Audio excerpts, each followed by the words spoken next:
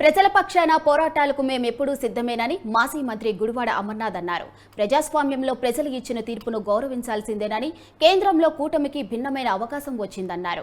వైజాగ్లో తాము నిర్మించిన వ్యూ పాయింట్ తీసేయాలనుకుంటే కృష్ణా జిల్లాకు ఎన్టీఆర్ జిల్లా పేరు పెట్టాం, అంది కూడా తీసేయండి అంటూ కామెంట్ చేశారు.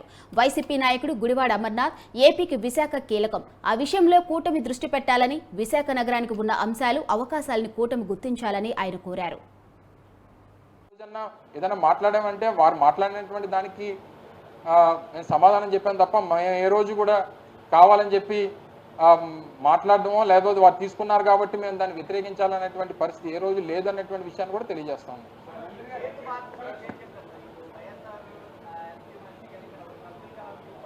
అబ్దుల్ కలాం వ్యూ పాయింట్ అనేటువంటిది నాకు తెలిసి అబ్దుల్ కలాం వ్యూ పాయింట్ అనేటువంటిది నాకు తెలిసి ఎప్పుడు లేదు.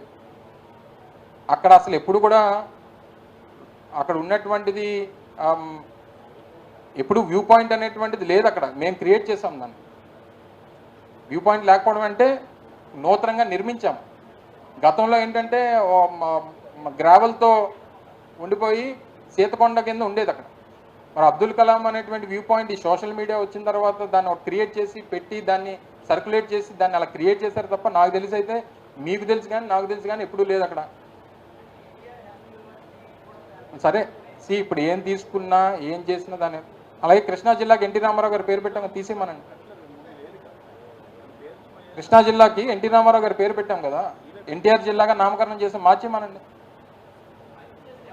అందుకనే చెప్తున్నాం బాబు, మేము ఇప్పుడు ఉన్నటువంటి ప్రతి నిర్ణయాల్లో కొన్ని మంచి ఉన్నాయి, ప్రజల దృష్టిలో కొన్ని చెడు ఉన్నాయి, వీటన్నిటికీ సంబంధించినటువంటి ఫలితాలు వచ్చాయి. సో దీన్ని ఏ రకంగా సమీక్షించుకోవాలనేటువంటి సమీక్ష మేము ఏ రోజు